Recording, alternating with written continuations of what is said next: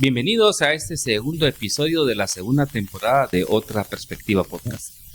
En esta ocasión y en este episodio tengo como invitado a Javier Monterroso, profesor universitario, consultor nacional e internacional y también analista. Ahí lo hemos visto en diferentes medios de comunicación donde constantemente es invitado para que él dé aportes en función a la realidad nacional. Así que el día de hoy vamos a estar conversando de un tema que es común para nosotros que somos egresados de la Universidad de San Carlos de Guatemala, y precisamente la idea de invitar a Javier es conocer un poco el contexto de qué está pasando en la Universidad de San Carlos en cuanto al tema de la elección de las diferentes autoridades que tiene esta universidad en el Consejo Superior Universitario, que es la autoridad máxima de la Universidad de San Carlos y en donde hay representación de estudiantes, de profesores, de representantes de colegios profesionales y de los decanos. Así que esperamos que nos puedan acompañar en este episodio, que puedan escuchar qué está ocurriendo en la Universidad de San Carlos. Y Javier, gracias por aceptar la invitación y por tu tiempo. ¿Cómo estás? ¿Cómo te va? Pues muy bien, muchas gracias, Julio. Muchas gracias por la invitación de estar en este espacio para compartir sobre ese tema, como vos decís, que no solo nos es común, sino que además nos apasiona, como es la Universidad de San Carlos. Claro. Bueno, entonces tal vez un poco para poner el contexto, Javier, contanos, digamos, ¿cuál es el estado real de la situación de la integración, digamos, de las autoridades de la Universidad de San Carlos, que, digamos, tiene un parámetro ahorita de elecciones, pero eso tiene un antecedente en el marco de la pandemia, la toma de posesión, la misma elección, con muchos cuestionamientos del actual rector de la Universidad de San Carlos? Entonces, tal vez contanos para, antes de entrar al detalle de qué está pasando en ese contexto, cómo estaba el proceso de la gobernabilidad dentro de la Universidad de San Carlos y que hoy nos está reflejando algunos cambios. Bueno, tenemos que remontarnos al año 2022, cuando se da la elección de rector de la Universidad de San Carlos. Como bien decís, con muchos cuestionamientos, llega Walter Mazariegos, producto de un fraude electoral. Eso fue lo que se hizo. ¿Cómo se hizo? Anulando elecciones. El Consejo Superior Universitario es el que califica las elecciones de la USAC. Ese es un gran problema que tenemos por la ley orgánica de la USAC, que es de 1954. Entonces, el Consejo Superior Universitario es el que aprueba las elecciones de rector.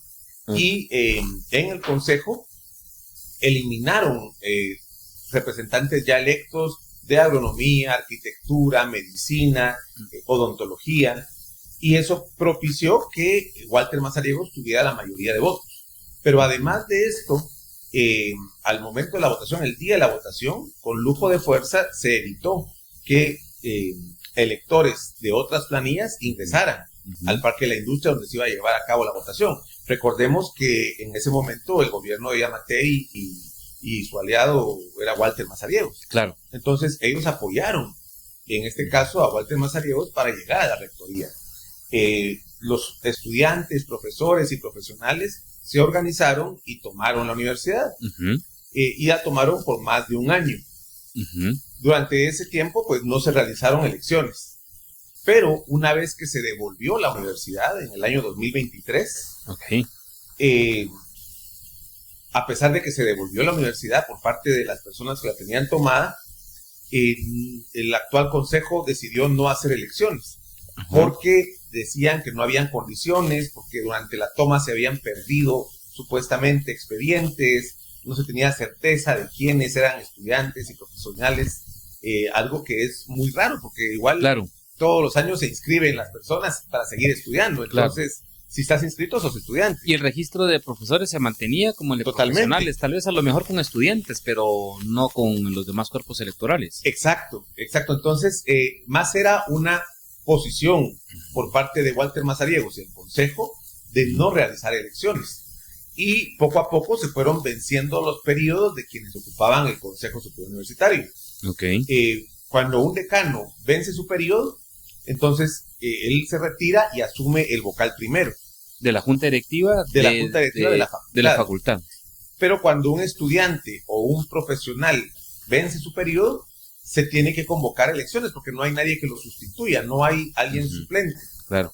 Y es un puesto público, es estar en el Consejo Superior Universitario, que es el máximo órgano de dirección de la Universidad de San Carlos. Correcto. Tampoco se puede abandonar el cargo mientras no haya quien lo sustituya. Ok, correcto. Entonces, lo que dio como resultado eso es que hay 37 personas actualmente de 41 que forman el Consejo Superior Universitario que sus cargos ya están vencidos. O sea, que tenían que haberse realizado elecciones hace unos años, en el caso de algunos, y no se realizaron. Solo hay 4 personas en el Consejo Superior Universitario que tienen sus cargos todavía dentro del periodo normal. Walter Mazariegos, que es el rector, el decano de la Facultad de Veterinaria, que es Mario Chan, y el decano de la Facultad de Derecho, que es Henry Arriaga, y otra persona que ahorita no recuerdo quién es, pero son 37 cargos. Estamos hablando de que la gran mayoría de miembros del Consejo Superior Universitario ya están por encima de su tiempo legítimo. Que es casi como el tema de lo que pasó en la Corte Suprema de Justicia, la prolongación en cuanto al tema de las funciones de estos representantes. Correcto. La diferencia es que en la Corte Suprema de Justicia era el Congreso de la República el que no elegía. Claro. ¿Verdad? Claro. Y en este caso, el Consejo Superior Universitario es el que no quería convocar elecciones, usando este tipo de argumentos, que no había condiciones, pero que son argumentos que caen por su propio peso. Entonces, este es el contexto. Por eso ahora se están realizando elecciones, pero fue a costa de recursos judiciales. Ok, y en esa parte sería, hay prolongación, hubieron, digamos, justificaciones que planteó en su momento el rector que está actualmente, que deriva a que se inicie el proceso de renovación de estas 37 cargos del Consejo Superior Universitario.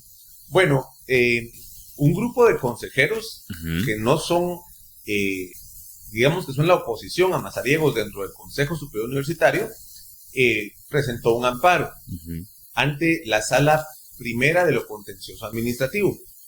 La Sala Primera no dio el amparo provisional, y como no dio el amparo provisional, pasó bastantes meses sin dar el amparo definitivo. Claro.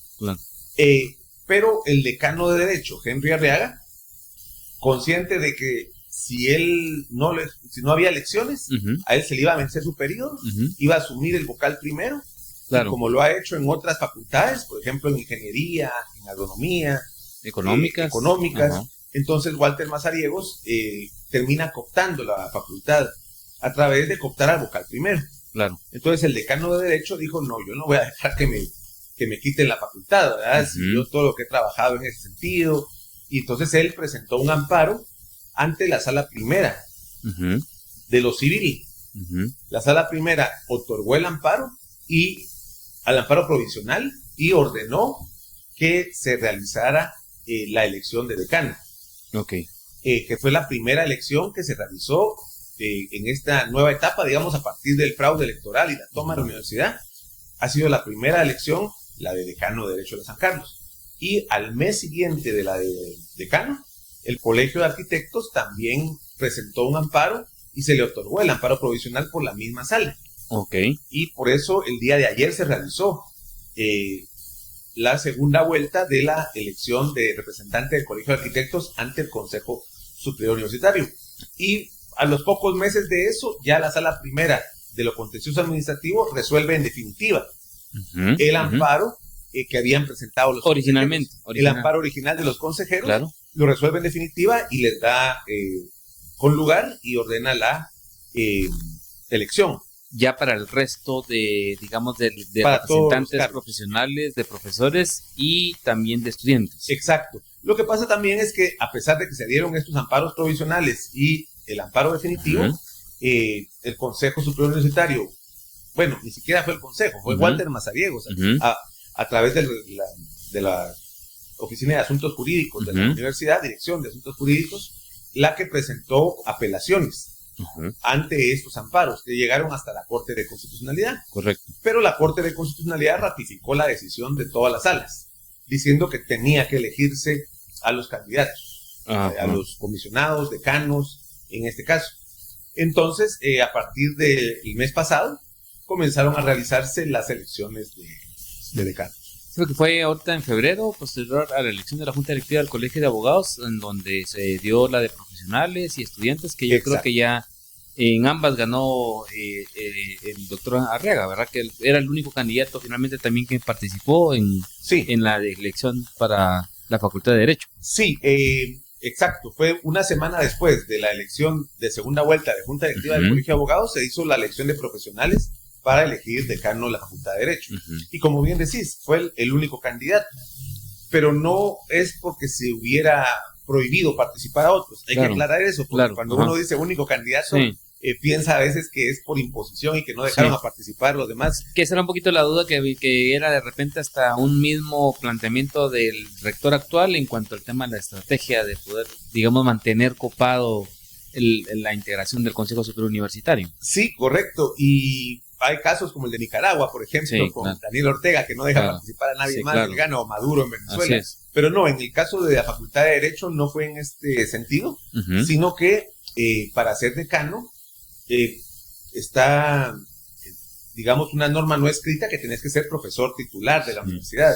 Y ninguno de los profesores titulares quiso participar.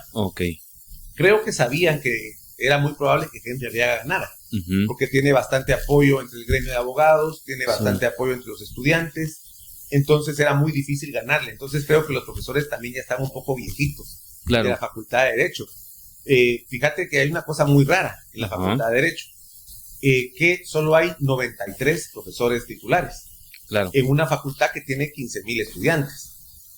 Y en otras facultades, por ejemplo, en económicas, son más de 350 profesores. En humanidades son más de 300 profesores. En ingeniería son más de 250 profesores. Y en derecho solo 93. Y entonces no ha habido una renovación, no ha habido concurso a titulares desde hace 21 años, 22 años. Entonces, por eso es que la participación, en el caso de decano, pues ya los profesores creo que no tenían ninguna energía. Claro. Ya es un tema ya de una planilla ya de docentes ya un poquito ya más de la tercera edad. Sí. Que ya... Muchos de ellos.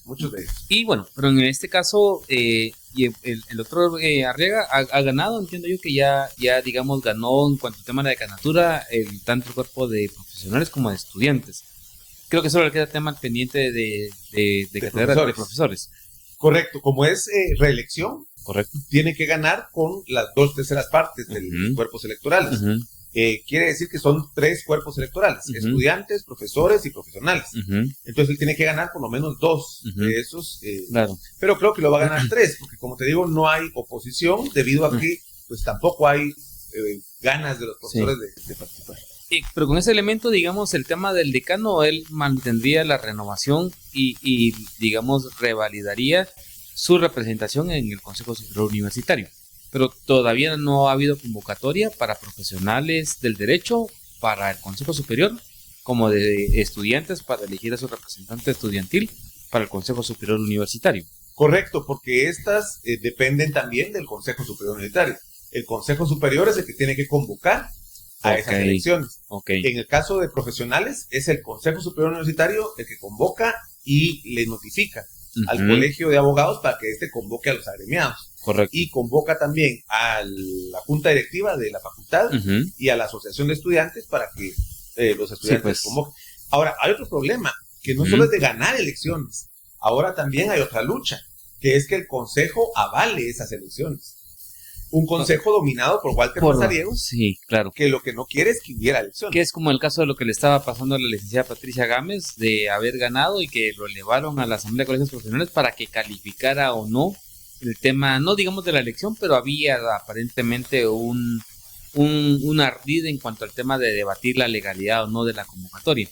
En este caso, el Consejo tendría que calificar esas elecciones y no permitiría que haya una renovación entonces automática, por lo que entiendo que me estás explicando. Exacto, y como se tiene el antecedente del 2022, donde con argumentos realmente insostenibles, porque los argumentos de verdad eran que no había una firma de un secretario en un acta o que firmó el decano en lugar del secretario, con los cuales votaron las elecciones de varios cuerpos estudiantiles, se teme que también en este caso, en aquellas elecciones donde no ganen los aliados de Mazariegos, se vaya a intentar impedir que estas personas tomen posesión.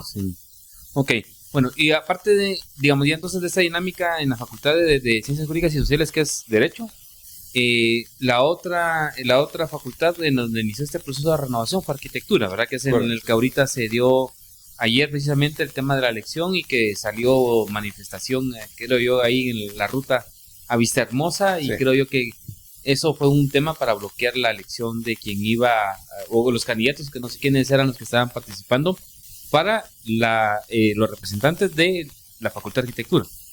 Los representantes del colegio de arquitectos ante el Consejo Superior Universitario. Correcto. Sí, en este caso fue muy sospechoso de que se hiciera una manifestación en el columpio de Vista Hermosa. Claro. Porque ahí no hay oficinas públicas. Claro. Ahí no hay ninguna entidad del Estado ante la cual la gente quiera ir a protestar. Claro. ¿Verdad? Todo indica que fueron gente movilizada para impedir que los arquitectos ejercieran su voto. Claro. Y esto es muy preocupante porque estamos hablando de manipulación de personas, de obstaculización del tráfico, para evitar que se ejerza un derecho. Esto es hasta delito. Claro. Si se puede demostrar que hay personas vinculadas detrás, es delito y podría ser causa suficiente para anular el proceso electoral del Colegio de Arquitectos, ¿verdad? Okay. Porque sí afectó. Sin duda, fueron más de 2 horas las que estuvo parado el tráfico. Mucha gente iba a votar y dijo, no, entonces mejor me regreso. Claro. Y ya no fueron a votar. Claro. Esto es como que el día de las elecciones generales hicieran un paro, digamos, y no dejaran entrar al transporte público. La gente se va a ir a su casa, ya no va a regresar a votar. Claro. Entonces, creo que se debe investigar estos casos y tendrán que ver si hay responsables también, incluso penalmente. Y luego de esta elección de profesionales, en el caso de arquitectura, ¿qué otras facultades o qué otros representantes están, digamos, en el camino que también estén ya convocadas a elecciones? Bueno, cuando finalmente la Corte de Constitucionalidad da luz verde a las elecciones, el Consejo Superior Universitario empieza a convocar discrecionalmente. Supuestamente lo hacen basado en qué facultades ya pueden contar con un padrón más o menos certero, pero en realidad ellos los han manejado discrecionalmente. Entonces ya se convocó, por ejemplo, a decano de ingeniería, claro, que ya tenía su periodo vencido. Se convocó a representantes profesionales y docentes de veterinaria, de la Facultad de Veterinaria. Ahí se religió el doctor de la Rosa, que es de este grupo que presentó el amparo. Ok. Entonces es opositor a Mazariegos. Claro. Fue reelecto por los profesores. También ya se realizó la de representante de profesionales de veterinaria. Claro. Ya se realizó la primera vuelta. Este martes 1 de abril es la segunda vuelta, ¿verdad? Veterinaria es una facultad y el colegio también, igual que el de arquitectos, que ha estado en contra de Mazariegos, particularmente. Y creo que estas elecciones pues pueden ser contrarias a Mazariegos. Y también ya está convocada la de representantes de profesores de arquitectura. Ok, correcto. Y digamos, la perspectiva, Javier, en relación a esa renovación, ¿cómo crees que va a ir quedando el balance? Y te pongo la referencia, digamos, en la elección anterior hacia rector, digamos, inicialmente había muy poco entusiasmo o muchos determinaban muy pocas probabilidades de lo que en su momento obtuvo el ex procurador de los derechos humanos. Ahorita recientemente lo vimos en el colegio de abogados, ¿verdad? Digamos, el resultado fue bastante esperanzador, pero que también se miraba cuesta arriba. ¿Crees que este proceso, digamos, último en el colegio de abogados, por ejemplo, que digamos, volvió un poquito de abrir la posibilidad de que sí pueden haber, digamos, fuerzas más democráticas, más institucionales a poder lograr tener este tipo de espacios, pueda tener un efecto? ¿Cómo ves esa perspectiva? Bueno, yo lo que he visto es que efectivamente en muchos colegios, muchos gremios, en muchas facultades, hay cierto hartazgo de lo mismo. Y de las mismas personas que han manejado muchas veces los colegios. Por ejemplo, esta es una cuestión, el representante del Colegio de Economistas, Auditores Públicos y Administradores de Empresas en el Consejo lleva más de 20 años de estar ahí. No ha sido renovado nunca, porque como hubieron 2 colegios, entonces hay un lío ahí electoral que no se ha resuelto. Pero vemos el caso del Colegio de Abogados, el caso de Bernardo Arévalo, incluso de las elecciones generales. Hay mucha gente que ya se cansó de los mismos.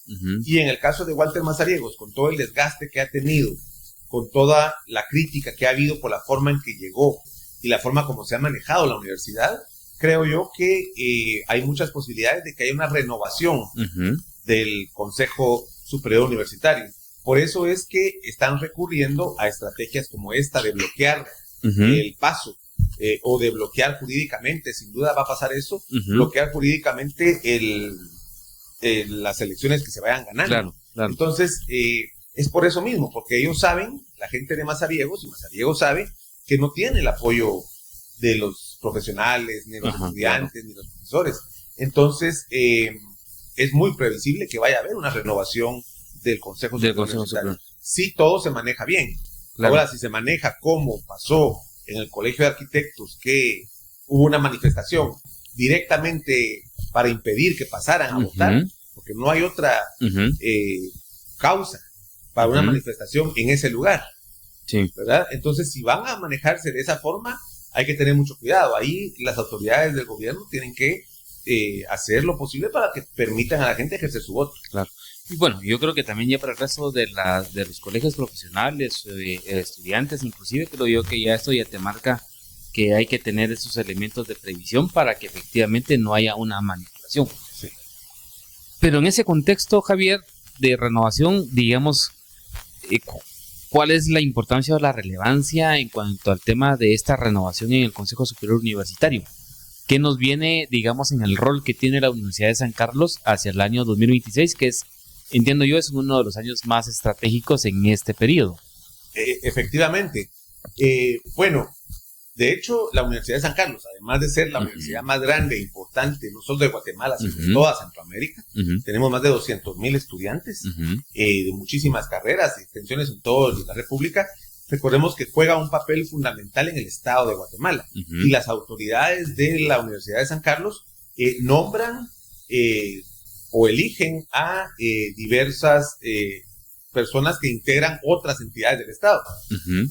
Por poner un ejemplo, en el mes de marzo, el rector de la Universidad de San Carlos y el decano de Derecho de la Universidad de San Carlos van a conformar la comisión de postulación que va a elegir Tribunal Supremo Electoral. Marzo 2026. Marzo 2026 tienen que elegir. Va a empezar a funcionar esa comisión como en enero. Claro. Y va a terminar de funcionar en marzo para elegir TSE. Y ahí está el rector y el decano. Y luego el Consejo Superior Universitario como tal tiene que elegir magistrados de la Corte de Constitucionalidad. Esto va a ser en el mes de abril. Magistrados de la Corte de Constitucionalidad, un titular y un suplente, que va a durar desde el 2026 hasta el 2031. Claro. Y el Tribunal Supremo Electoral va a durar desde el 2026 al 2032. Claro. O sea, va a haber dos elecciones.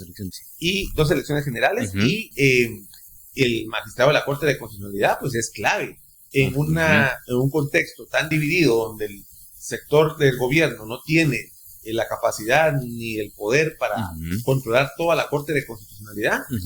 Quien elige cada uno de los sectores va a ser todavía más importante.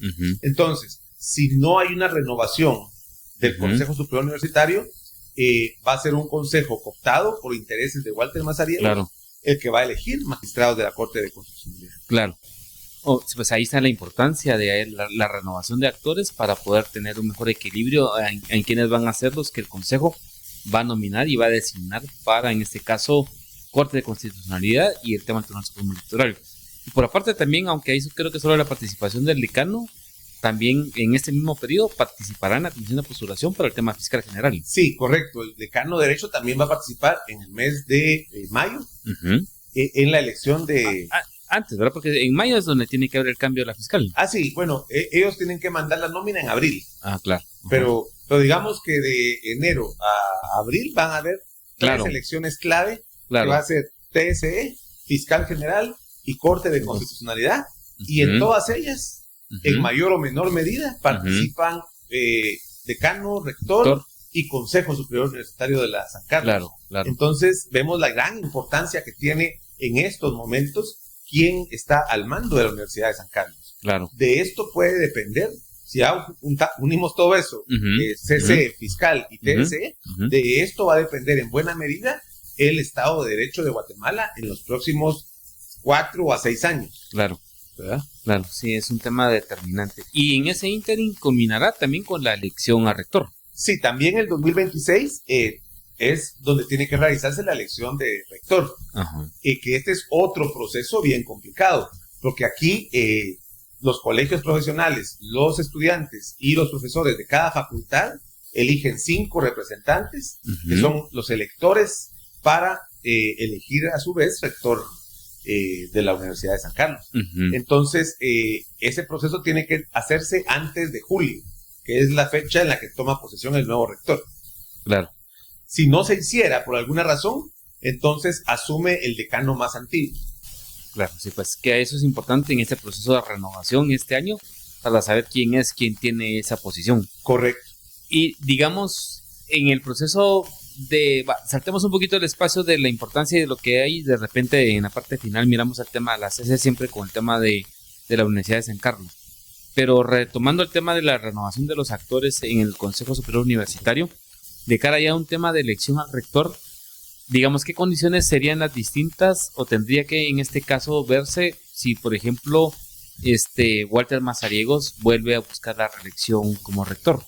Creo que ahí tiene un piso un poco más complejo, ¿no? Para poder tener poder ganar la nominación del cuerpo electoral para volver otra vez a ser rector. Sí, para ser rector por segunda ocasión tiene que llegar a 2/3 partes del total de electores. Claro. Sinceramente lo veo muy difícil, porque como te digo, en muchas facultades hay un gran rechazo hacia cómo se ha manejado la universidad. Pues es un rector que ni siquiera puede entrar a la universidad. Él sabe que es rechazado si el consejo se reúne físicamente en el interior de la universidad. Él sabe que los jóvenes estudiantes o los mismos profesores pueden ir a detenerlo a él en la rectoría. Entonces es un rector que pocas veces ha pisado la rectoría.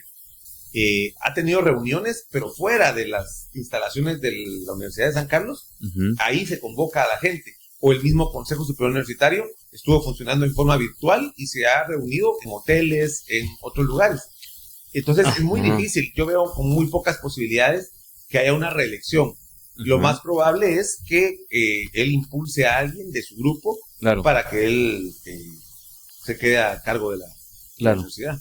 Y digamos, en este proceso siempre, bueno, yo ya tengo rato de no estar en la Universidad de San Carlos. Digamos, esa normalización entonces no es tal, o sea, ha sido, ¿cómo opera realmente? ¿Está operando funcionalmente el tema del campus? Por lo que estás diciendo que el rector no, es pocas veces que ha llegado directamente a rectoría, que antes ahí era donde uno lo ubicaba y el rector tenía que andar caminando dentro del campus. Entiendo yo que hoy no, que esto es como resguardado, tipo como la fiscal general, que de repente nadie sabe si está o no está en su despacho. ¿Cómo está operando entonces la universidad, Javier? O sea, ¿realmente no estamos en esos niveles de normalidad la universidad? No está en un nivel total de normalidad. Desde el fraude electoral, la universidad opera en una situación muy bizarra, en el sentido de que las facultades siguen funcionando, las clases se siguen dando, pero hay procesos que no han avanzado. Hay reuniones del consejo que ahora todo es secreto, por ejemplo, cuando antes todo era público.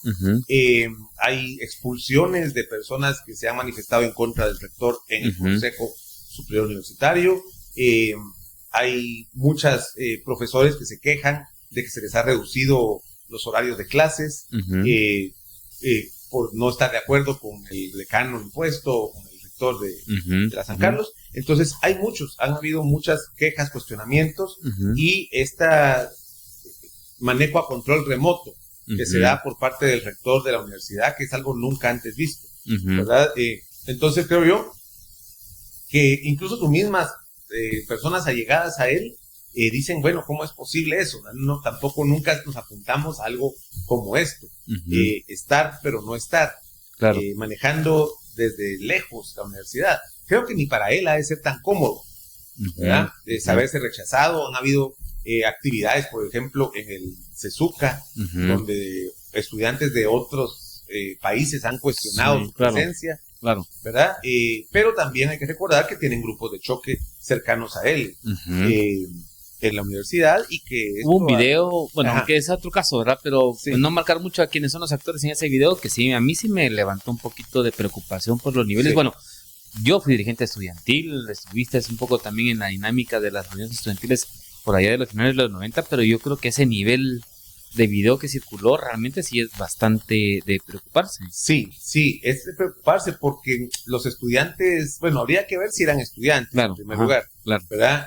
Porque bajo una capucha puede haber estudiantes o puede Claro. haber infiltrados también. claro. Y el tema es cómo los cuerpos estudiantiles, entre comillas, Ujú, se están volviendo cada vez más violentos. ujú, ¿Verdad? Por supuesto que antes era una situación de conflicto armado interno, Claro. donde las Un asociaciones poco estudiantiles ideológico, sí, era más ideológico. era más que- ideológico. Ujú, Pero participaron activamente en el conflicto una parte de las organizaciones estudiantiles, sí, correcto. ¿verdad? Entonces, en ese momento coyuntural, también eran violentas las organizaciones sociales estudiantiles, pero una violencia enfocada Claro, hacia un enemigo que en ese momento era el ejército, Claro. el Estado de Guatemala. claro, así es, correcto. Ahora es diferente, es una violencia como que con un ánimo de mantener el status quo, Ujú, una violencia para no perder tus privilegios como ujú, grupo. ujú, Entonces sí es una dinámica totalmente Ujú. diferente a la que más vos que yo vivió Ujú, en el ujú. tema de la universidad. Y entonces, en esta dinámica de la renovación, ¿crees que, digamos, sí hay conciencia en otras profesiones? Porque no es lo mismo, ¿verdad? La parte, digamos, del colegio de medicina, de agronomía, o digamos, el de económicas con el de derecho. ¿Crees que sí, digamos, ahí se está levantando conciencia? Porque no veo, o sea, digamos, lo ves en los espacios reducidos del gremio, pero como tal, en un debate público no hay todavía una articulación hacia un llamado más consciente al rescate de la universidad. ¿Crees que, digamos, hay algún sentimiento que alguien articule de cara al tema, inclusive también a la otra pregunta, ¿verdad? ¿Quiénes podrían ser unas alternativas de cara a buscar la rectoría que no sea Walter Mazariegos? Muy buena pregunta. Creo que hay que tomar en cuenta que la dirigencia estudiantil, profesional, fue criminalizada. Uh-huh. Quienes tomaron la universidad, pues yo lo que sé es que hay varios en el exilio, hay otros que están enfrentando proceso penal, ¿verdad? Que ya van a juicio dentro de poco, porque ya fue declarada la apertura a juicio. Entonces, hay una desarticulación de liderazgo social. Personas que fueron candidatos a rectores en el pasado, pues ya no están en Guatemala. El caso de Jordán Rodas. Claro. O el caso de Carlos Valladares, que también fue criminalizado o intentado criminalizar en algún momento. Entonces, hay una persecución, hay un miedo también de participar, de articularse. Vemos esfuerzos que se están haciendo en facultades. No ha habido una gran articulación, siento yo. Tampoco hay un liderazgo visible para la próxima rectoría. Claro. No veo tampoco en estos momentos alguien que haya salido como un posible candidato. Claro. Y los que se han mencionado como posibles candidatos, puede ser que no puedan, al final de cuentas, debido a problemas legales. Es que aquí también hay una alianza entre Consuelo Porras y Walter Mazariegos. Una alianza que se evidenció en el Colegio de Abogados y Notarios, en la planilla 1, que era apoyada desde el Ministerio Público y apoyada también con gente de la rectoría. Estaba Luis Lara, por ejemplo, que es director de la Escuela de Ciencia Política, afín a Mazariegos. Habían fiscales afines a Consuelo Porras, Ángel Pineda, Curuchiche, salieron apoyando esa planilla. Claro. Entonces, esa vinculación que hay entre Consuelo Porras y Mazariegos es la que ha permitido también este caso de criminalización de la USAC, donde incluso habían acusado a la vicepresidenta Karin Herrera, al presidente Bernardo Arévalo, de estar en este caso. Entonces, esto ha generado que mucha gente que es líder estudiantil, que es líder profesional, pues mejor se baje perfil, ¿verdad? Y esto al final solo beneficia al grupo que está actualmente en la universidad. Bueno, aunque falta, digamos, relativamente algunos meses, ¿verdad? Sí es un poquito como preocupante porque creo que es parte de lo mismo, ¿verdad? De no tener una posibilidad de articular de cara a tener una estrategia para el tema de lo que viene ya en la elección de los grupos electorales. Y digamos ya como para ir cerrando, regresemos al tema de la CC. Obviamente el tema de tener el acceso o poner a alguien afín en el tema de la Corte de Constitucionalidad te da cierta protección en función a posibles acciones, porque finalmente cualquier acción penal o denuncia administrativa pues llega siempre a la Corte de Constitucionalidad vía amparos o vía apelaciones. Digamos, quienes generalmente entiendo yo que ha habido una tradición de que para elegir a los representantes del Consejo Superior Universitario, digamos, aunque no está escrito, es una regla no escrita, pero básicamente hay como una sucesión entre los profesores más antiguos dentro de la Facultad de Derecho o que han jugado un papel, digamos, de asesoría a los rectores para poder postularse y lograr ganar la representación de la universidad. Pero algunos 2-3 periodos atrás han habido actores externos. Ahorita, ¿cómo se está generando ese ambiente hacia el tema de quiénes podrían ser los actores que quieren buscar la legitimidad de la Universidad de San Carlos o del CCU para la Corte de Constitucionalidad? Bueno,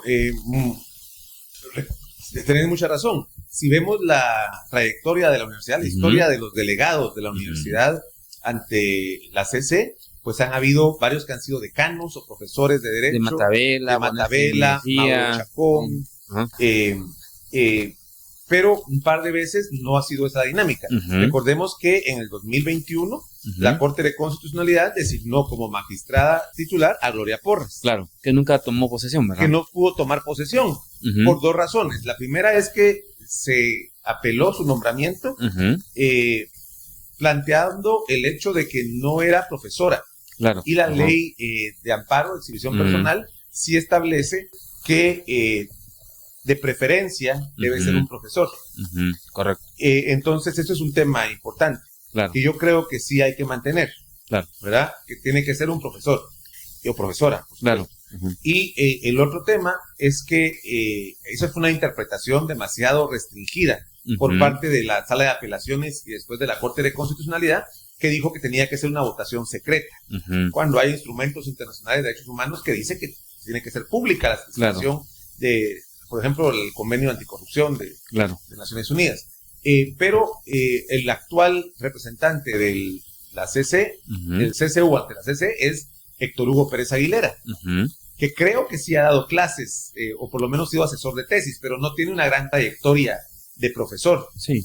¿Verdad? Bueno, sí ha tenido periodos porque me fui catedrático en algunos momentos en la facultad de los que salimos en los finales de los 2000. Ah, sí fue catedrático. Sí, claro, sí. Entonces sí ha estado vinculado de alguna forma. Pues él se puede reelegir por la universidad, o sea, puede intentarlo.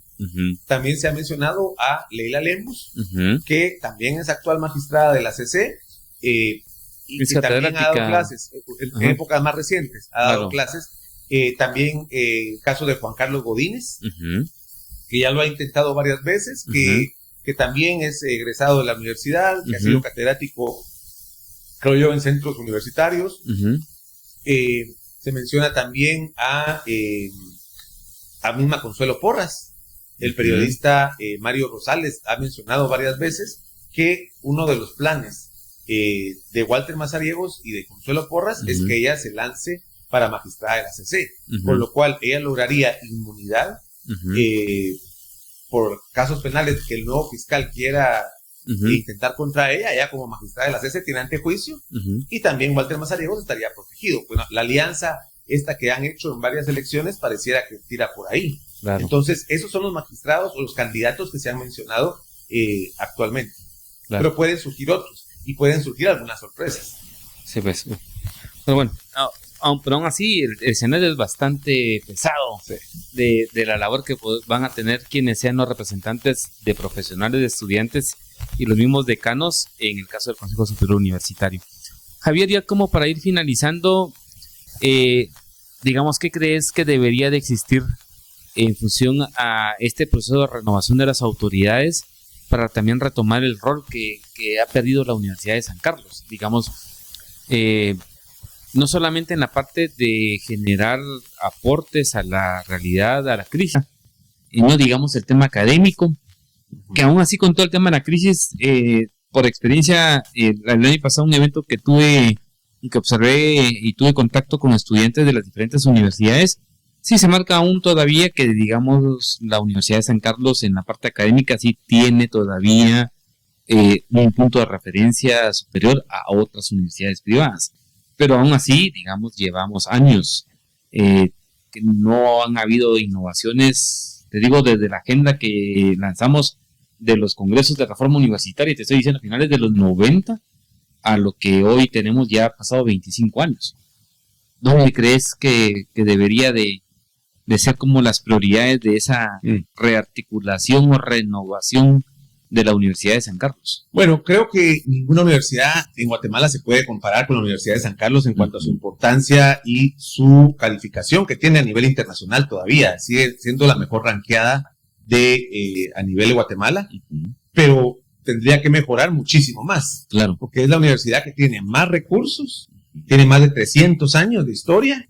Recordemos que a pesar de que ha sido golpeada durísimo el conflicto armado interno, por ejemplo, o actualmente con este proceso, pues la capacidad científica, académica que tienen los profesionales, los profesores que están en la universidad y las instalaciones mismas a nivel nacional, tiene que jugar un papel de primer orden, sin duda, en el sistema político nacional. Tiene iniciativa de ley, claro. Tiene la obligación de análisis de los problemas nacionales y presentar propuestas. Claro. Pero para eso tiene que estar a cargo del Consejo Superior Universitario personas honestas, probas, capaces, comprometidas y con un ideal de servir, ¿verdad? Entonces, por eso es tan importante esta renovación de todos los cuadros del Consejo Superior Universitario, porque la gente que llega a representar a los profesionales, a los profesores y a los estudiantes y los mismos decanos, tiene la gran responsabilidad de levantar la imagen, no solo de la Universidad de San Carlos, sino de contribuir al desarrollo y la investigación y la solución de los problemas nacionales en Guatemala. Entonces, creo yo que hay que hacer un llamado a los mejores egresados de la universidad, porque lo que pasa es que muchas veces nos alejamos, nos graduamos, claro, y nos vamos a nuestros bufetes o a nuestros consultorios o a nuestros trabajos de profesionales y se nos olvida la San Carlos. Claro. Y todos hicimos un juramento para defender la autonomía de la Universidad de San Carlos y ese llamado nos está haciendo muy falta ahora. Está haciendo mucha falta que los profesionales que ya abandonaron la universidad se comprometan otra vez a votar por personas que levanten la universidad en sus colegios profesionales, los estudiantes que ya no son tan políticos como en nuestros tiempos, claro, pero tienen que entender que si ellos están estudiando en una universidad, ellos también necesitan que la universidad crezca, mejore, porque así mejoran sus credenciales propias cuando sean profesionales. Claro, así es correcto. Y los mismos profesores, a pesar de que ya tengan alguna edad avanzada, algunos de ellos, sobre todo en el caso de Derecho, pero en otros lados no tanto, tienen que mejorar su casa de estudios, donde ellos trabajan, claro, porque así también van a mejorar su misma imagen a nivel internacional. Entonces, todos tenemos que apoyar, egresados, profesores, profesionales, todos tenemos que ayudar a levantar la Universidad de San Carlos. Bueno, sí. Creo que es un desafío que vos marcas, por ejemplo, el tema del acomodamiento, ¿verdad? Ahorita pasó una asamblea en el colegio, yo nunca había ido. Primera vez que fui y solo 181 abogados de los 42,000 que están agremiados, ¿verdad? Imagínate, o sea, creo que sí hay que romper esa parte de esa comodidad para poder ir, participar, sí, y para poder votar, ¿verdad? Sí. Y luego el tema de toda la parte de la trascendencia académica. Bueno, Javier, te agradezco por haber aceptado esta invitación. Creo que ese tema no queda agotado. Creo que de repente en unas semanas o meses estaremos discutiendo cómo termina este proceso de renovación y los desafíos que tengan ya de cara al proceso de la renovación, no solamente a rectoría, pero de las decisiones que, como vos has marcado, tienen mucho impacto en el funcionamiento del Estado guatemalteco. Claro. Así que agradezco tu tiempo y tu compañía y tu conocimiento. Si querés algún mensaje final, y con esto estaríamos cerrando este segundo episodio de Otra Perspectiva Podcast. Bueno, solo llamar a todos los profesionales, estudiantes y profesores a que estén atentos a estos procesos de elección que ya se empiezan a convocar y que se van a estar dando durante las próximas semanas. Como les digo, el 1 de abril es la elección de profesionales de veterinaria, claro, luego viene la elección de profesores en arquitectura y así se van a ir dando muchas elecciones. Correcto. Bueno, entonces a todos los que nos están escuchando observando en el canal de YouTube. Les agradecemos por la atención en este segundo episodio. Les pedimos que nos puedan seguir en las diferentes redes sociales, en YouTube, en Facebook, en Instagram y obviamente en la parte audible en iVoox y en Spotify. Y estamos en un próximo episodio de Otra Perspectiva Podcast. Sí.